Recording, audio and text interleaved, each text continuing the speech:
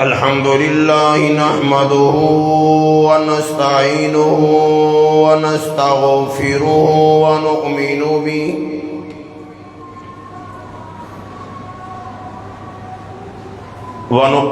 به ونتوكل عليه ونعوذ بالله من شرور أنفسنا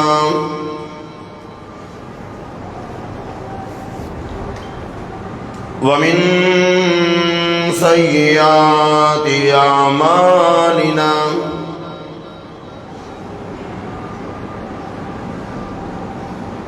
من يهده الله فلا مضل له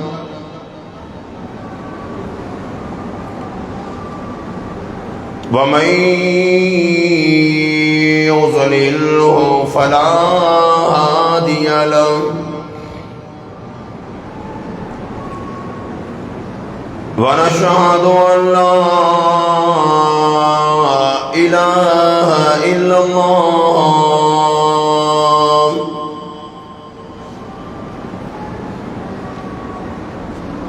وحده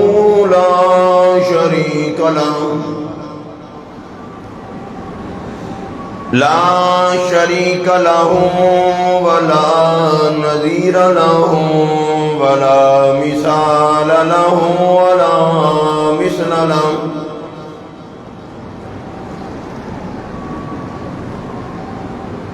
لا معين له ولا وزير له ولا مشير له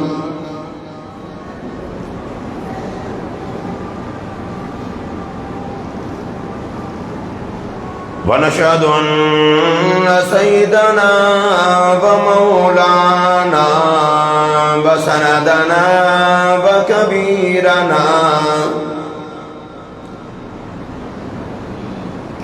ونبينا وهادينا ومرشدنا محمدا عبده ورسوله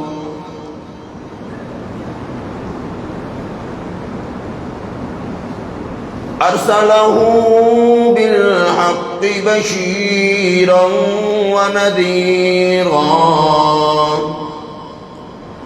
أما بعد فأعوذ بالله السميع العليم من الشيطان الرجيم بسم الله الرحمن الرحيم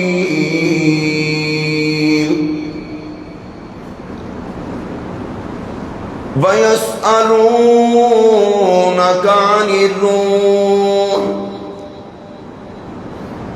قل الروح من أمر ربي وما أوتيتم من العلم إلا قليلا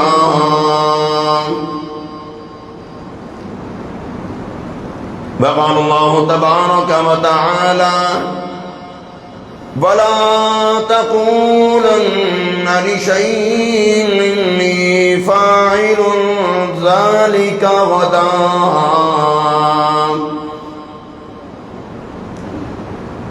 إلا أن يشاء الله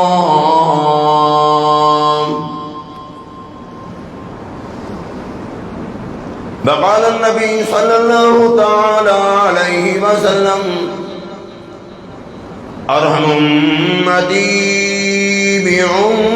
بأمتي أبو بكر وأشدهم في أمر الله عمر وأصدقهم حياء عثمان وأقصاهم علي رضوان الله تعالى عنهم أجمعين صدق الله العظيم وصدق رسوله النبي الكريم ونحن على ذلك لمن الشاهدين والشاكرين والحمد لله رب العالمين. اللهم صل على محمد وعلى آل محمد كما صليت على إبراهيم وعلى آل إبراهيم إنك حميد مجيد. اللهم بارك على محمد وعلى آل محمد كما باركت على إبراهيم وعلى آل إبراهيم إنك حميد مجيد.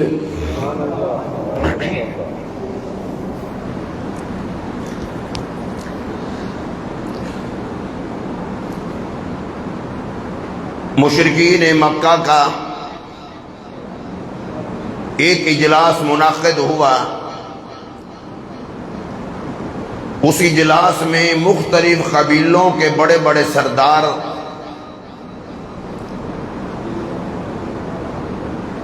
اور اپنے اپنے علاقے کے اپنے اپنے برادری کے سردار بھی جمع ہوئے.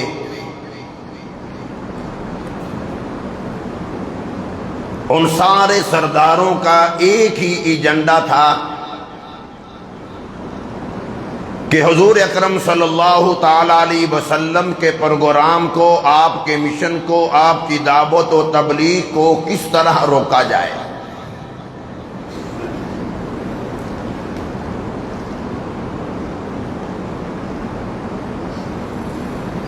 میٹنگ تو بہت ان کی طویل ہوئی.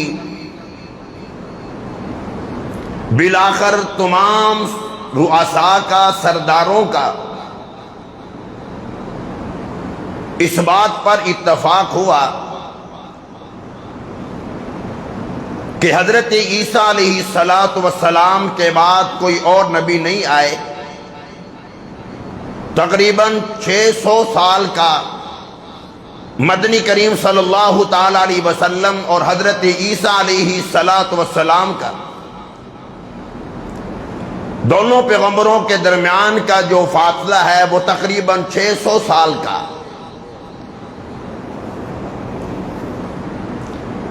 انہوں نے پروگرام یہ بنایا کہ ہم یہودیوں کے پاس جاتے ہیں. یہودیوں میں بڑے بڑے عالم ہیں. ہم جا کر ان سے سیدھی بات کرتے ہیں کہ تمہارے خیال میں ہمارے مکہ میں پیدا ہونے والا، ہمارے خاندان سے جس کا لنک اور تعلق ہے، تمہارے علم کے مطابق اگر تو وہ سچے نبی ہیں تو ہم بھی ان کی بات مان لیتے ہیں. اگر وہ سچے نبی ہیں، یہودی عالم ہمیں بتا دیتے ہیں، تو پھر ہم ان کی فضول، ہم ان کی مخالفت کیوں کریں؟ اور اگر یہودی عالم ہمیں کہتے ہیں کہ نعوذ باللہ بھی سچا نبی نہیں، تو پھر ہم سختی کے ساتھ ان کے مشن کو کچلیں گے، ان کے پروگرام کو کچلیں گے، ان کے منصوبوں کو کچلیں گے. بالکل میں اختصار کے ساتھ عرض کر رہا ہوں تاکہ آسانی کے ساتھ بات سمجھ آ جائے. ایک روایت کے مطابق انہوں نے مدینہ طیبہ میں ایک وفد بھیجا. اس وقت مدینہ طیبہ کے اطراف میں یہودیوں کے مختلف قبائل آباد تھے، اور ایک روایت کے مطابق یہ ہے کہ یہودی ان دنوں میں جب مشرکین مکہ کا اجلاس ہوا تھا، وہ بھی خانہ کعبے کے طواف کے لیے، عمرے کے لیے وہ بھی آئے ہوئے تھے.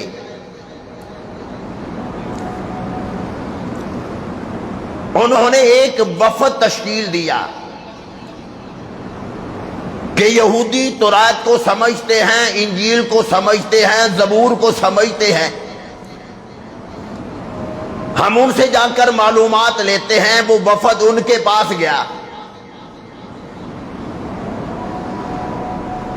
یہودی جو طبقہ ہے ان سے بڑا روئے زمین پر سازشی ٹولہ کوئی نہیں۔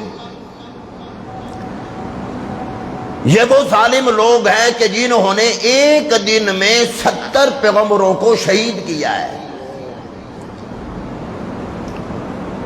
اور مدنی کریم صلی اللہ تعالی علیہ وسلم نے ارشاد فرمایا اس سے بڑا ظالم اور کون ہو سکتا ہے کہ جو وقت کے پیغمبر کو شہید کر دے، اور صرف ایک نبی نہیں 70 پیغمبروں کو شہید کیا۔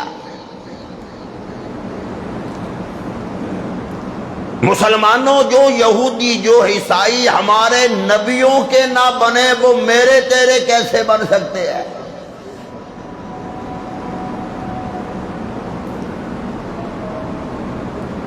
اس لیے اعلان ہو رہا ہے یا ایھا الذین آمنوا لا تتخذوا اليہود والنصارى اولیاء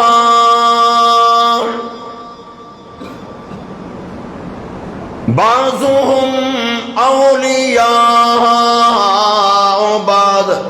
اے ایمان والو،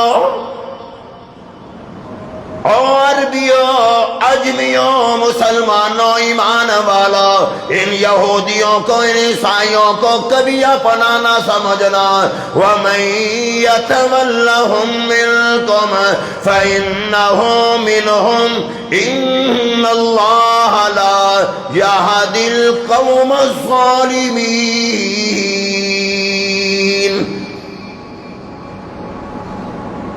ان بے ایمانوں کو اپنا سمجھنے والے خود انہی میں ہوں گے۔ مشرکین مکہ کا وفد یہودیوں کے پاس آیا، یہودی عالموں کے پاس آیا۔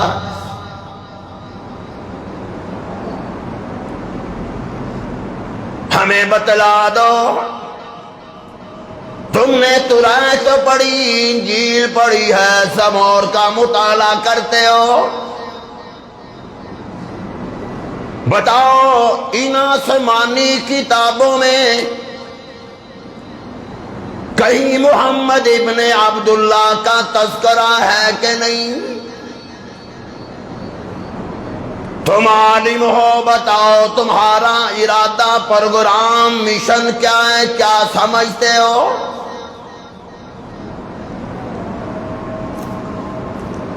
اگر تم کہتے ہو یہ وقت کا نبی برحق نبی ہے، سچا نبی ہے، ہم بھی ان کا کلمہ پڑھ لیتے ہیں،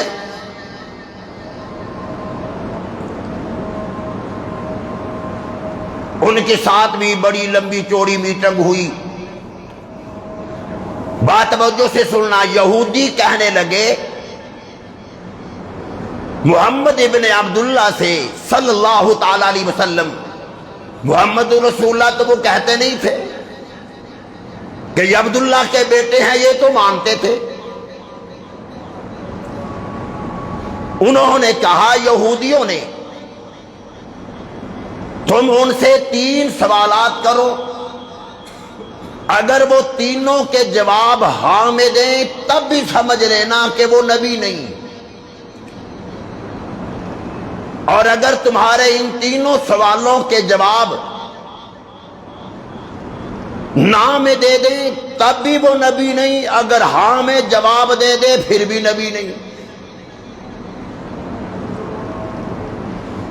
وہ مشرکین مکہ کہنے لگے یار یہ تمہاری بات سمجھ نہیں آئی کہ اگر وہ ہاں میں جواب دے دے پھر بھی وہ ٹھیک نہیں، اگر نہ میں جواب دے دے پھر بھی ٹھیک نہیں۔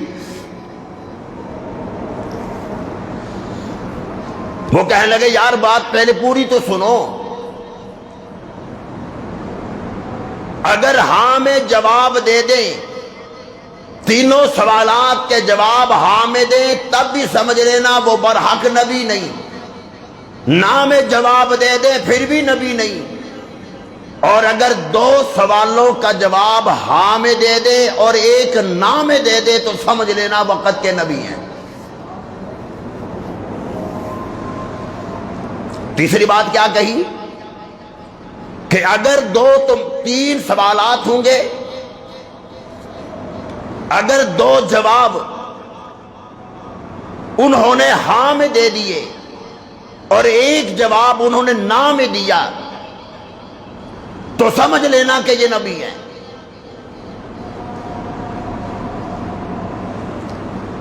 اب وہ سرکار دو عالم صلی اللہ علیہ وسلم کے پاس آئے کہ آپ ہمارے ساتھ میٹنگ کریں۔ امام الانبیاء تشریف لے آئے، انہوں نے کہا کہ آپ ہمارے 3 سوالات کے جوابات دے دیں، پھر ہم فیصلہ کریں گے کہ آپ کا ہم نے کلمہ پڑھنا ہے کہ نہیں۔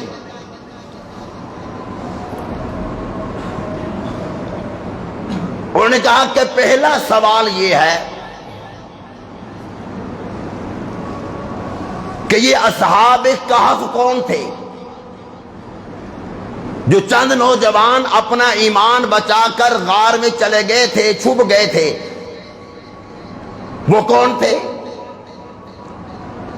دوسرا سوال کیا کہ روح کے بارے میں آپ کا کیا خیال ہے؟ تیسرا سوال یہ کیا کہ وہ ایسے بادشاہ کا نام بتلاؤ کہ انہوں نے اتنا سفر کیا، جہاں سے سورج نکلتا ہے وہاں تک بھی پہنچے ہیں، جہاں سورج غروب ہوتا ہے وہاں تک بھی وہ پہنچے ہیں، وہ کون ہے؟ اب 3 سوالات سرکار دو عالم صلی اللہ علیہ وسلم نے سن لیے۔ آپ نے فرمایا کہ میں تمہیں اس کا جواب کل دوں گا۔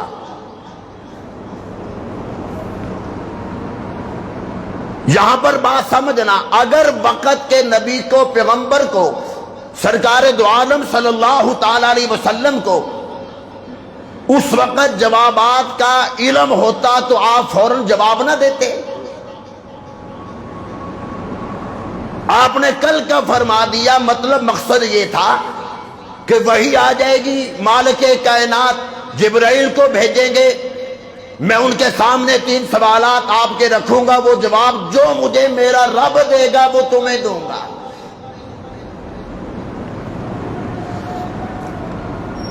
تو آپ کا یہ فرمانا کہ میں تمہیں کل جواب دوں گا، مطلب یہ ہے کہ عالم الغیب صرف اللہ کی ذات ہے۔ ہاں، جتنا علم اللہ نے اپنے محبوب کو عطا کیا، خدا کی قسم سارے پیغمبروں کا علم ایک طرف اور آمنہ کے لال کا علم ایک طرف۔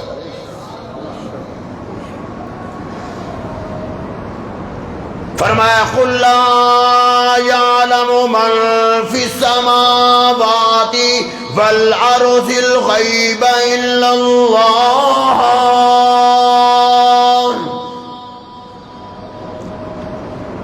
اور میرے محبوب صلی اللہ تعالی علیہ وسلم آپ ان کو فرما دیجئے، بتلا دیجئے، آسمان و زمین کے غیب کا علم میرے رب کے پاس ہے۔ مدنی کریم صلی اللہ تعالی علیہ وسلم نے ارشاد فرمایا میں تمہیں کل جواب دوں گا۔ کل کا سارا دن گزر گیا، وہی نہیں آئی، وہ کافر جمع ہو کر پھر آگے جی آج کا آپ نے کہا تھا، آپ خاموش ہو گئے، ابھی تک جواب جو نہیں آیا، وہ واپس چلے گئے، اگلے دن پھر آگے، لیکن ابھی تک اللہ کی طرف سے وہی کوئی نہیں۔ علماء کرام نے لکھا ہے تقریباً 10 سے 15 روز گزر گئے، وہی نہیں آئی۔ امام الانبیاء فرماتے ہیں ساری زندگی میں جتنا میں غمگین پریشان ان دنوں میں ہوا ہوں کبھی نہیں ہوا کہ مشرکین میرے پاس روزانہ آتے تھے، ہاں جی بتاؤ، اب میں ان کو کیا جواب دیتا؟ ابھی خدا کی طرف سے وحی کوئی نہیں آئی۔ سارے مکہ میں چیمگوئیاں شروع ہو گئی، کوئی کہنے لگا یار عجیب نبی ہے یار، 15 دن گزر گئے اور ابھی تک جواب ہی نہیں آ رہا۔ یاد رکھنا مالک کائنات کے ہاں جس کا مقام شرف زیادہ ہوتا ہے تو مالک کائنات معمولی بات پر بھی اسے تنبیہ کر دیتے ہیں کہ یار میرا ہو کر تو یہ کر رہا ہے۔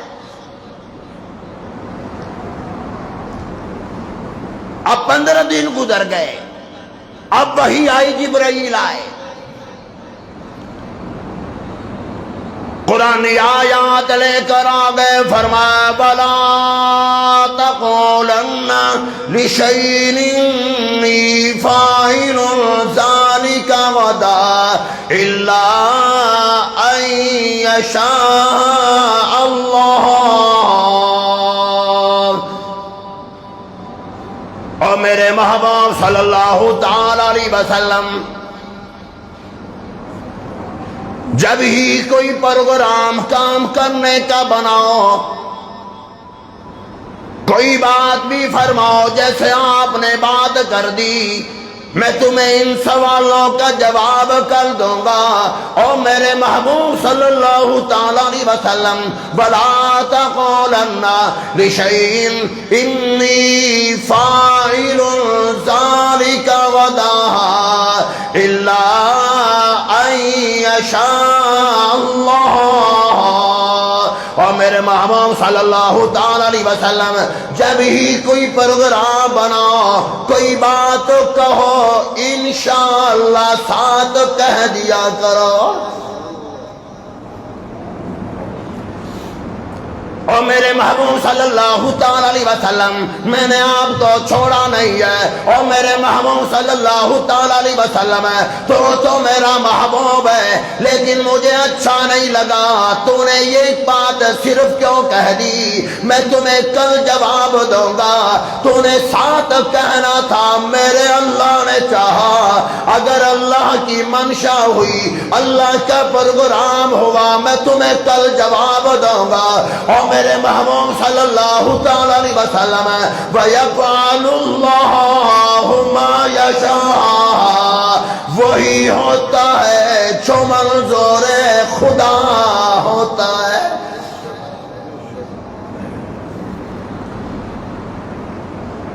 اور میرے محبوب صلی اللہ تعالی علیہ وسلم اپنی امت کو بتا دو، سمجھا دو، کبھی اپنی عقل پر مان نہ کرنا، کبھی اپنی سمجھ پر مان نہ کرنا، کبھی اپنی طاقت و قوت پر مان نہ کرنا، کبھی اپنے عہدے پر مان نہ کرنا۔ جب ہی کوئی پروگرام بناؤ انشاءاللہ کہہ دیا کرو۔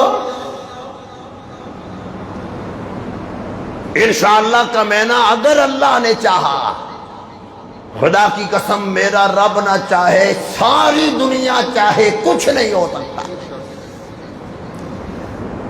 اور میرا رب چاہے اور میرا رب نہ چاہے، ساری دنیا جمع ہو جائے، کر کے دکھا دو۔ سیدنا علی المرتضیٰ رضی اللہ تعالیٰ عنہ فرمایا کرتے تھے، کسی نے پوچھا کہ علی آپ نے خدا کو کیسے پہچانا؟ فرمایا جب اپنے پروگراموں میں، اپنے ارادوں میں کہ حالات بھی سازگار ہوتے ہیں، طاقت بھی ہوتی ہے، قوت بھی ہوتی ہے، پروگرام بھی ہے، ٹائم بھی ہے، وقت بھی ہے، لیکن جب علی کا کوئی کام نہیں ہوتا تو میں سمجھ آتا ہوں آخر کوئی ذات تو ہے کہ میں چاہتا ہوں لیکن کوئی ذات چاہتی نہیں، تو شیر خدا بھی کچھ نہیں کر سکتا۔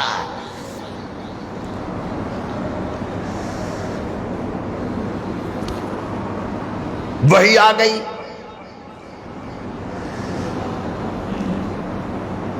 فرمایا ایک سوال انہوں نے یہ کیا کہ اصحاب کہف کون تھے؟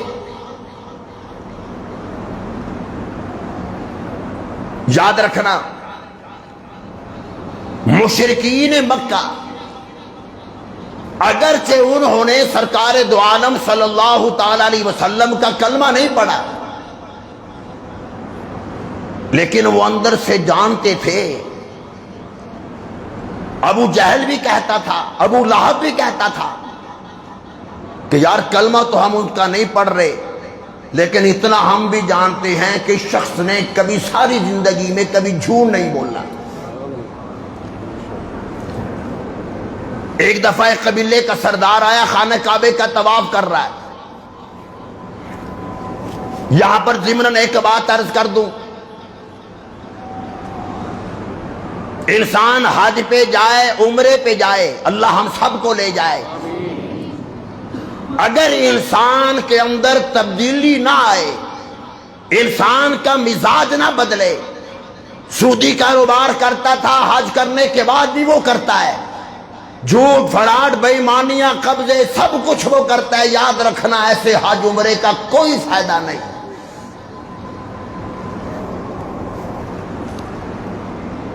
ابو جہل کے بارے میں نے خود کتابوں میں پڑھا ہے، ابو لہب کے بارے میں نے پڑھا، ابو جہل نے بھی کئی حج کر رکھے تھے۔ ابو جہل تقریباً روزانہ خدا کے گھر کا طواف کرتا تھا، ابو لہب خدا کے گھر کا طواف ہی نہیں، خانہ کعبے کے اندر رہا کرتا تھا۔ 360 بت جو ان کافروں کے تھے وہ خانہ کعبے کے اندر تھے۔ ہم مسلمان کعبے کا باہر سے طواف کرتے ہیں، ابو جہل کعبے کے اندر جاتا تھا، اس لیے کہ ان کے چھوٹے خدا ادھر ہی پڑے تھے، ان کی جا کر وہ عبادت کرتا تھا، اور ایک مرتبہ نہیں 20 مرتبہ کعبے کی چھت پر وہ کھڑا ہے، اللہ کے گھر کی چھت پہ وہ چلا گیا، ابو لہب کھڑا ہے اور اسی طرح ابو جہل کھڑا ہے، لیکن اندر حضور کا کلمہ نہیں، محبت نہیں۔ مالک کائنات نے فرما دیا تبت یدا ابی لہب وتب، ابو لہب تیرے ہاتھ ہلاک ہو جائیں، تباہ و برباد ہو جائے۔ ارے کعبے کا روزانہ طواف کرنے والا، کعبے کی چھت پہ جانے والا، کعبے کے اندر رہنے والا اور ہزاروں مرتبہ کعبے کے اندر جا کر عبادت کرنے والا، خدا کی قسم اندر ایمان نہیں، کلمہ نہیں، سرکار کی محبت نہیں، اللہ نے فرما دیا تیرے ہاتھ ہلاک ہو جائیں، تباہ و برباد ہو جائے۔ خدا کی قسم بلال حبشی، حبشی ہے، باپ بھی غلام، خود بھی غلام ہے، لیکن خدا کی قسم اللہ نے وہ مقام، وہ شرف دیا ہے کہ چلتا فرش میں ہے اور چلنے کی آواز جنت میں آ رہی ہے۔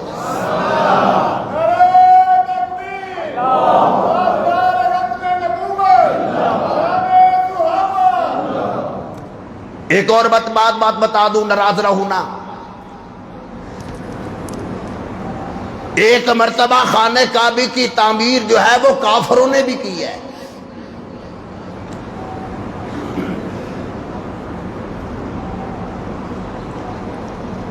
جب تعمیر ہو رہی تھی کافروں نے چندہ مانگا اللہ کے گھر کی تعمیر کرنے کے لیے۔ اعلان پتہ کیا کیا انہوں نے؟ کافروں نے اعلان کیا ہے کعبے کے طواف، کعبے کی تعمیر میں چندہ وہ لوگ دیں۔ یہ اعلان کن کی طرف سے ہو رہا ہے؟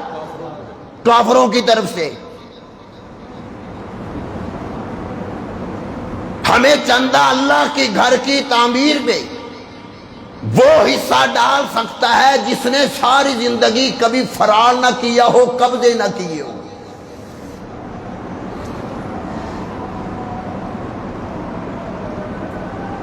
کسی کا مال ناحق کھایا نہ ہو، غصب نہ کیا ہو۔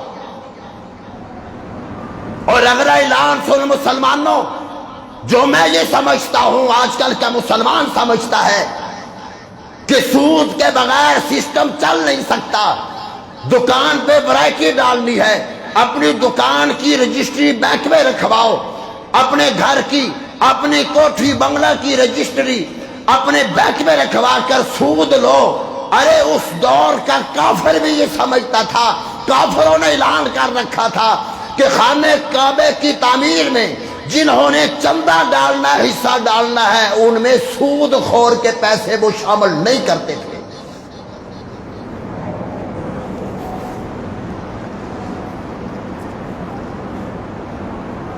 جو وہ چندہ لے کر آتے ابو جہل پوچھتا تھا کہ پہلے یہ بتا تیرا سودی کاروبار تو نہیں؟ یہ میں کافروں کی بات کر رہا ہوں۔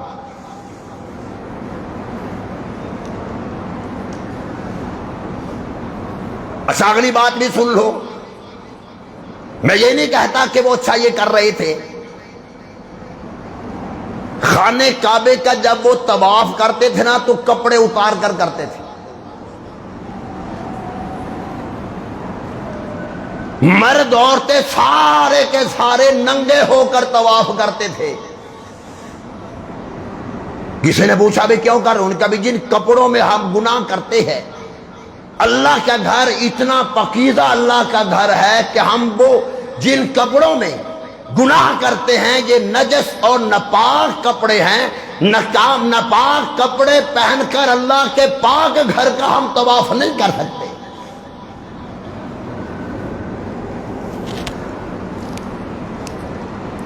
تو ایک سردار طواف کر رہا ہے اللہ کے گھر کا، یمن سے آیا تھا یا شام سے آیا، بہرحال مکہ کا تو نہیں تھا۔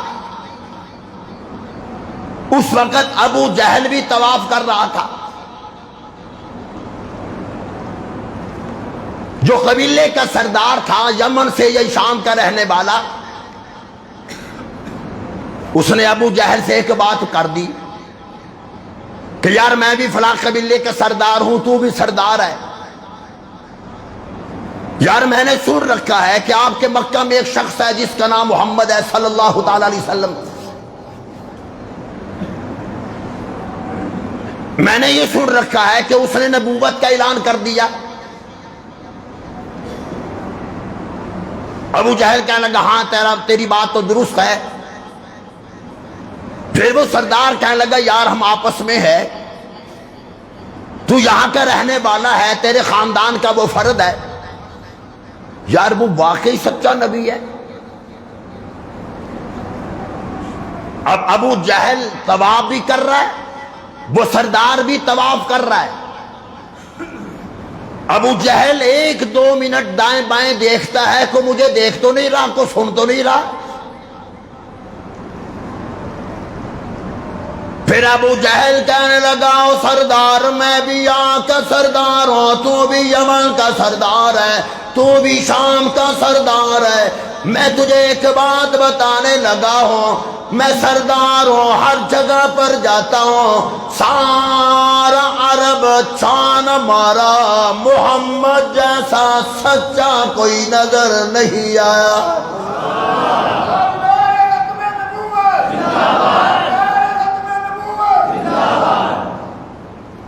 سردار کہنے لگا تجھے کیسا یقین ہے، کتنا یقین ہے؟ یقین کے ساتھ تو ایسی بات کیوں کہہ رہا ہے؟ ابو جہل کہنے لگا وہ یہ کہتا ہے مالک کائنات نے مجھے نبی بنا کر بھیجا ہے، مجھے پیغمبر بنا کر بھیجا ہے۔ ابو جہل کہنے لگا تو آج آیا، میں 40 سال سے اس کو دیکھ رہا ہوں، کبھی کسی بچے کے بارے میں اس نے جھوٹ نہیں بولا، کسی عورت کے بارے میں جھوٹ نہیں بولا، کسی جوان کے بارے میں جھوٹ نہیں بولا، کسی اپنے پرائے کے بارے میں جھوٹ نہیں بولا۔ ارے جو کسی انسان کے بارے میں جھوٹ نہیں بول سکتا، وہ خدا کی ذات کے بارے میں جھوٹ کیسے بول سکتا ہے؟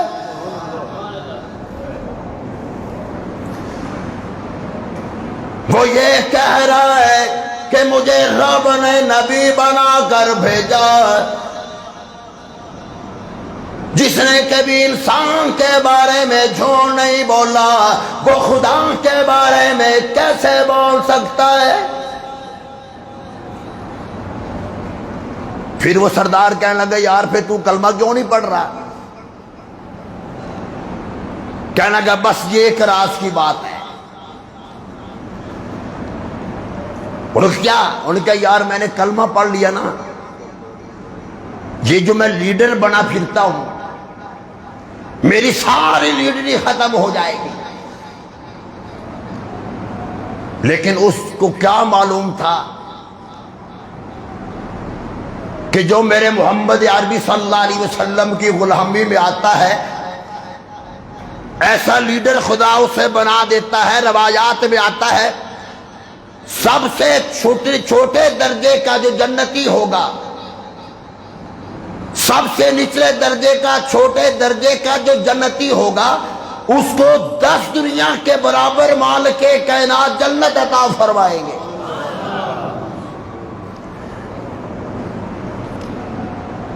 یہ عبداللہ بن سلام یہودیوں کا بہت بڑا عالم تھا۔ علماء نے لکھا ہے کہ عبداللہ بن سلام رضی اللہ تعالیٰ عنہ یہودیوں کا اتنا بڑا عالم تھا کہ یہ تورات کا بھی عالم تھا اور یہ تورات کا حافظ تھا، اس لیے ان کا لقب ہے عبداللہ بن سلام رضی اللہ تعالیٰ عنہ کا حافظ التورات۔ یہ تورات کا حافظ بھی ہے اور عالم بھی ہے۔ جب حضور صلی اللہ علیہ وسلم کی غلامی میں آیا، سیدنا عمر فاروق رضی اللہ تعالیٰ عنہ تشریف فرمائے۔ عمر پوچھنے لگے کہ عبداللہ بن سلام جب تو حالت کفر میں تھا، یہودی تھا، اس وقت تیری سوچ، تیری نیت، تیرا پروگرام اور تیرا ارادہ سرکار دو عالم صلی اللہ علیہ وسلم کے بارے میں تیری کیا سوچ تھی؟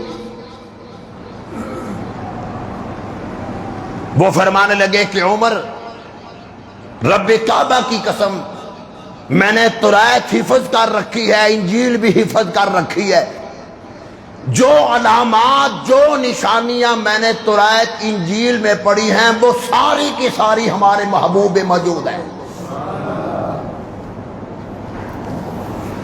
ہم جان بوجھ کر کلمہ نہیں پڑھ رہے تھے، ورنہ ہم جانتے تھے اس وقت بھی کہ یہ سچا نبی ہے، سچا پیغمبر ہے۔ عبداللہ بن سلام فرماتے ایک دفعہ ہم سارے کافر بیٹھے ہوئے تھے، یہودی، حضور اکرم صلی اللہ علیہ وسلم ہمارے پاس سے گزرے، 100 سے زیادہ یہودی بیٹھے ہوئے تھے۔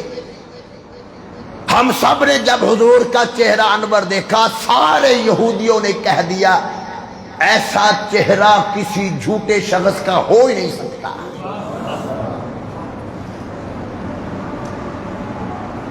عمر فاروق رضی اللہ تعالیٰ کو اچھا تم نے کیا پڑھا تھا تورات انجیل میں؟ بڑی لمبی چوڑی بات ہے، روایات میں موجود ہے، اگر تفصیل میں جاؤں شاید 2-3 جمعے اسی پر صرف ہو جائے۔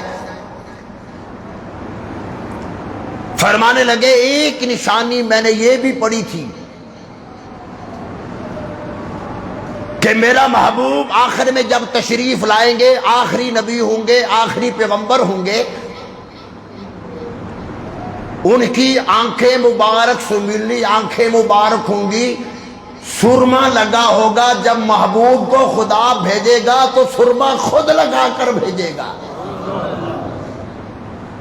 صحابہ فرماتے ہیں کہ ہم جب حضور کے دیدار کے لیے آتے، آپ کا چہرہ انور دیکھتے، آپ کی آنکھوں کی طرف ہم دیکھتے، ایسا لگتا جیسے آج ہی کسی نے سرما لگایا ہے۔ امام الانبیاء جب دنیا میں تشریف لائے، حضرت آمنہ کے بعد حضرت عثمان کی والدہ ہے، حضرت آمنہ کو کہنے لگی عثمان کی والدہ کہ آمنہ بچہ مجھے دے دے، میں اسے صاف کر دوں، آج ہی پیدا ہوا اسے نہلا دوں۔ اس نے اپنے الفاظوں میں کہا کہ مجھے بچہ دے، میں اسے پاک کر دوں۔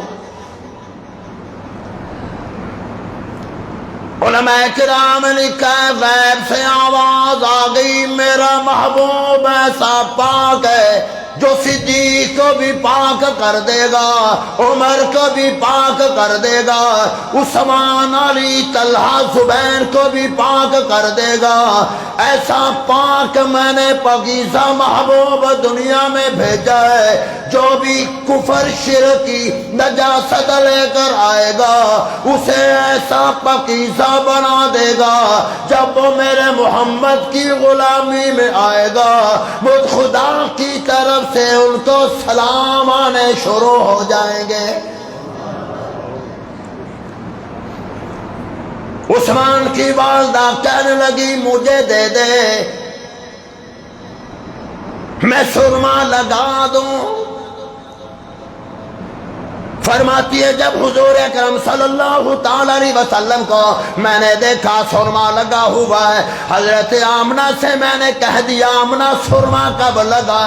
حضرت آمنہ فرمانے لگی میں نے سرما نہیں لگایا، غیب سے آواز آ گئی کہ میں نے محمد کو خود سرما لگا کر بھیجا ہے۔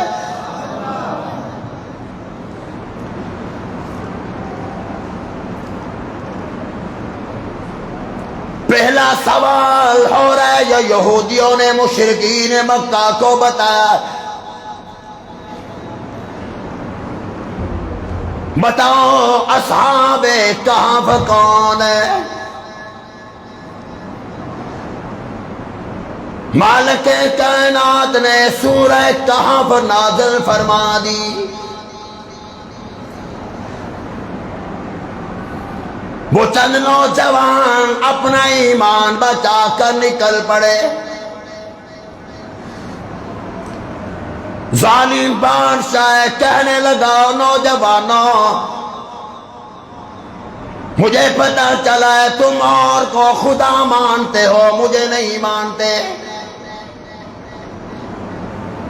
فرمان لگے ہاں نہیں مانتے، دیکھ لو جہاں پر تمہاری رہنا مشکل ہو جائے گا کوئی پرواہ نہیں، جہاں پر رہنا مشکل ہو جائے گا جنت میں رہنا آسان ہو جائے گا، بڑی سخت سزا دوں گا۔ مختصر یہ کہ وہاں پر چند لوگ تھے اپنا ایمان بچا کر وہاں سے نکل پڑے، راستے میں ایک چرواہا ہے بکریاں چرا رہا ہے، ان کے پاس سے یہ قافلہ گزر رہا ہے، ان کے پاس ایک کتا تھا، مالک کائنات نے اس کتے کو بولنے کی قدرت کا کرشمہ تو دیکھ، خدا کی قسم وہ قادر مطلق ہے، نہ بلانے پر آئے انسان کو نہ بولنے دے، بلانے پر آ جائے جانور سے بلوا لے۔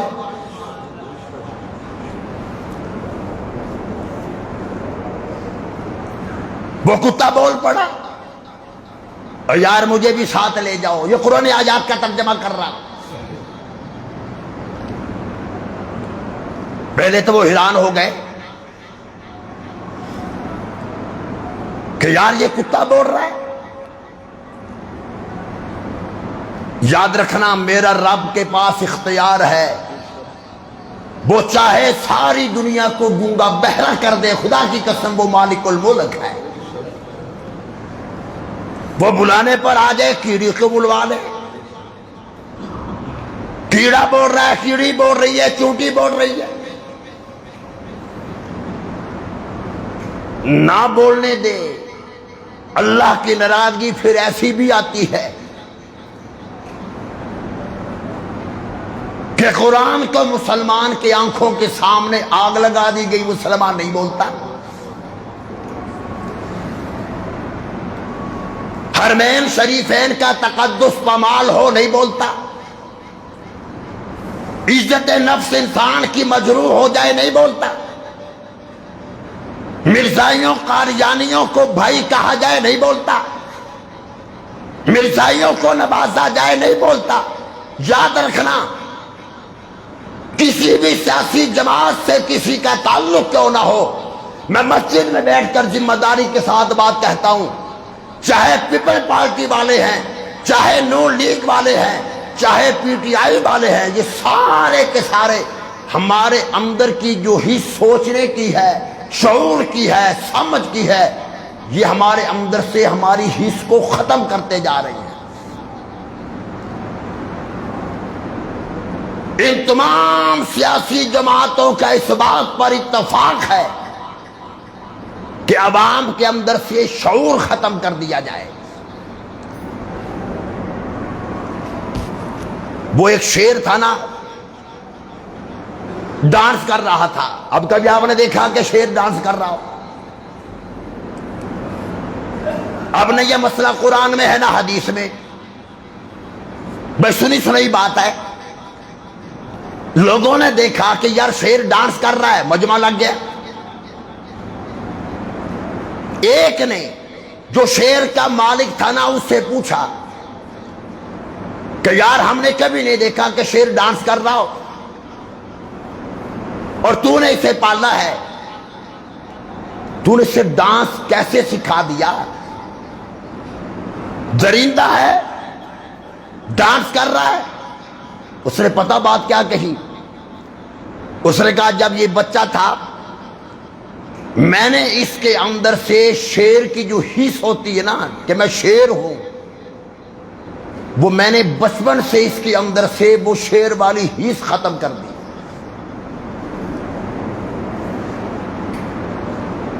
میں اس وقت سے اس کو بچپن سے ہی اس کو ڈانس کروا رہا ہوں،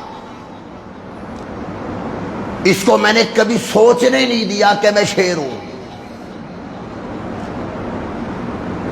اب یہ ڈانس کر رہا ہے، ہمارے اندر سے یہ حس ختم کی جا رہی ہے کہ ہم مسلمان ہیں۔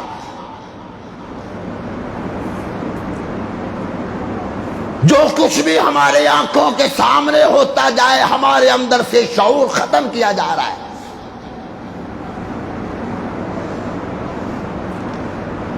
امام الانبیاء کے سامنے چاچا بھتیجا بیٹھا ہوا ہے، چاچا نے حضور کا کلمہ نہیں پڑھا،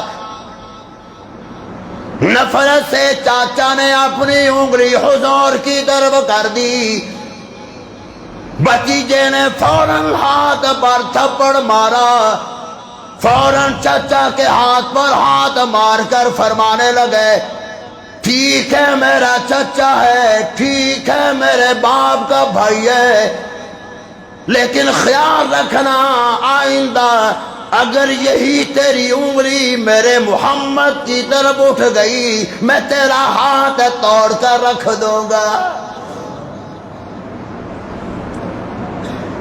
جہاں میرے نبی کی بات آ جائے، جہاں پیغمبر کی ذات کی بات آ جائے، وہاں سارے رشتہ داریاں ختم۔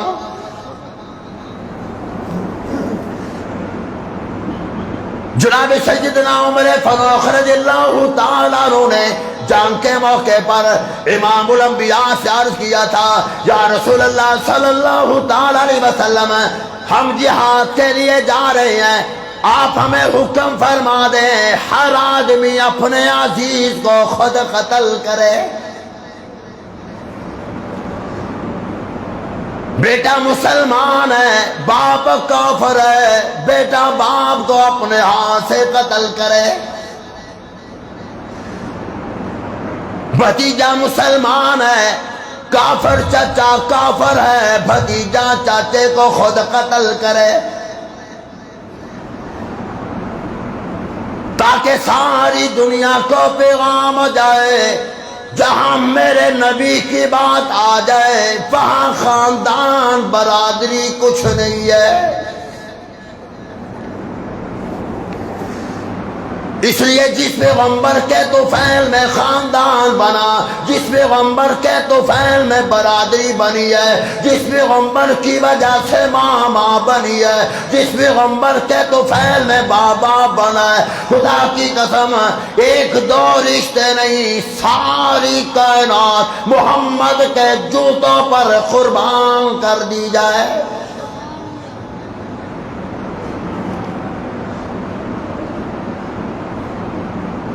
اصحاب کہف کے ساتھ وہ کتا بھی جا رہا ہے،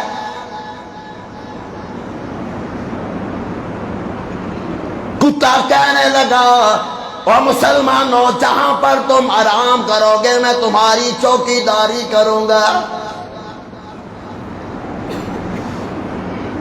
غار میں چلے گئے، کتا باہر بیٹھا ہے، اللہ کو یہ ادا کتے کی اتنی پسند آ گئی. کئی مرتبہ پہلے بھی ختم نبوت کے عنوان پر جب گفتگو کی میں نے یہ بات عرض کی تھی کہ کتا نجس ناپاک ہے، لیکن جب ایمان والوں کا ساتھ دیتا ہے تو قرآن اس کتے کا ناپاک کتے کا ذکر بھی خدا اپنے پاک قرآن میں کر رہا ہے. اور امام الانبیاء نے فرمایا کہ یہ کتا جنت میں جائے گا. مالک کائنات اس انسان بنائیں گے، وہ کتا جنت میں. تو آپ نے فرمایا یہ یہودیوں نے 3 سوالات کے جوابات دیے تھے. یہودیوں کو کہا تھا کہ جا کر حضور صلی اللہ علیہ وسلم سے یہ 3 سوالات کرنا. اگر 2 کے جواب دے گئے، ہاں میں جواب دے دیا، اور 1 سوال کا جواب نہ میں دیا، تو سمجھ لینا کہ وہ نبی ہے. ان میں سے پہلا سوال یہ تھا کہ اصحاب کہف کون ہے؟ امام الانبیاء نے ساری تفصیل بتا دی. پھر دوسرا سوال یہ تھا کہ ایسے بادشاہ کا نام بتلاؤ کہ جس نے ساری دنیا پہ حکومت کی. ایک روایت کے مطابق انہوں نے کہا کہ ذوالقرنین کون تھا. بہرحال دونوں سوالوں کا یہ ایک ہی جواب تھا کہ ذوالقرنین ایسا بادشاہ گزرا ہے جس نے ساری دنیا میں حکومت کی. یجوج مجوج قوم کے آگے دیوار بنانے والے یہی حضرت ذوالقرنین تھے. اب اس کی تفصیل میں جانے کا وقت نہیں، 2-4 منٹ باقی رہ گئے. دوسرے سوال کا بھی جواب ہو گیا. تیسرا سوال یہ تھا کہ روح کے بارے میں آپ کا کیا خیال ہے؟ اب آپ نے اس کا جواب صرف یہ دیا جو اللہ نے یہ جواب دیا تھا کہ قل الروح من امر ربی. روح کیا ہے مجھے نہیں معلوم، یہ میرے رب کا حکم ہے. حکم آ گیا بندہ زندہ ہو گیا، حکم آ گیا بندہ مردہ ہو گیا. اب کافروں نے آپس میں مشورہ کیا کہ جو یہودیوں نے ہمیں بتلایا تھا بیعینی جواب بھی وہی 2 کا دیا ہاں میں، اور 1 کا نام ہے. اب کیا کیا جائے؟ اب کلمہ پڑھ لیں. انہوں نے کہا کہ یار بات تو ٹھیک ہے، لیکن یہ ہماری لیڈری ختم ہو جائے گی. اس لیڈری نے آج تک ہمیں مار کر رکھا ہے.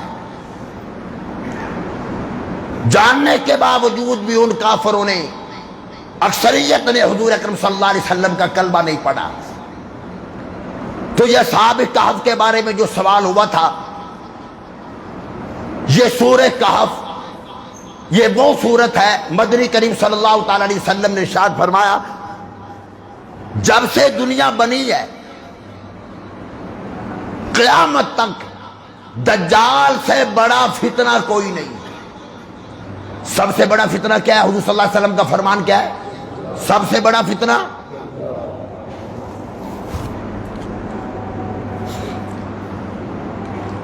امام الانبیاء سے صحابہ کرام نے سوال کیا یا رسول اللہ صلی اللہ علیہ وسلم دجال کے فتنے سے اور دوسرے فتنوں سے کیسے بچا جائے؟ 2 روایات. ارشاد فرمایا مدنی کریم صلی اللہ تعالی علیہ وسلم نے جو آدمی سورہ کہف جمعۃ المبارک کے دن پڑھتا ہے، جمعے سے پہلے یا جمعے کے بعد سورہ کہف کی تلاوت کرتا ہے، مدنی کریم صلی اللہ تعالی علیہ وسلم نے ارشاد فرمایا مالک کائنات جب وہ دنیا سے جائے گا اس کے ساتھ ایک ایسا نور بھیجے گئے جو اس کی قبر کو منور کر کے رکھ دے گا. اور ارشاد فرمایا مدنی کریم صلی اللہ تعالی علیہ وسلم نے جو آدمی ہر جمعے کو سورہ کہف کی تلاوت کرتا ہے قیامت کا دن ہوگا، پل صراط پر لوگ گزریں گے. مدنی کریم صلی اللہ تعالی علیہ وسلم نے ارشاد فرمایا وہ پل صراط تلوار سے زیادہ تیز ہوگی، بال سے زیادہ باریک ہوگی. ارشاد فرمایا مدنی کریم صلی اللہ تعالی علیہ وسلم نے جو آدمی ہر جمعے کو سورہ کہف کی تلاوت کرتا ہے قیامت کے دن مالک کائنات اس کے ساتھ ساتھ نور ایک رکھیں گے، ایسی روشنی ساتھ ساتھ جا رہی ہوگی جب پل صراط سے گزرے گا، بال سے زیادہ باریک پل صراط سورہ کہف کی برکت سے وہ اس کی ایسی روشنی عطا کر دے گی، وہ سورہ کہف کی ایسی روشنی ہوگی اسے پل صراط نظر آنے لگ جائے گی۔ پھر آپ نے ارشاد فرمایا کہ جو آدمی یہ چاہے کہ میں دجال کے فتنے سے بچ جاؤں، اسے چاہیے کہ وہ سورہ کہف کی جمعۃ المبارک کے دن تلاوت کیا کرے۔ حافظ قرآن کے لیے 10 منٹ لگتے ہیں، جو نادرہ پڑھنے والا ہے زیادہ سے زیادہ 15 منٹ لگیں گے۔ معمول بناؤ، اجر دیکھ، ثواب دیکھ، قبر میں بھی روشنی، پل صراط میں بھی روشنی، قیامت کے دن روشنی۔ دجال کے فتنے سے مالک کائنات حفاظت فرمائیں گے۔ بچوں کو پڑھاؤ، خود بھی پڑھو۔ دعا ہے الہ العالمین عمل کی توفیق عطا فرمائے۔ وآخر دعوانا الحمدللہ رب العالمین۔ درس قرآن.com www.darsequran.com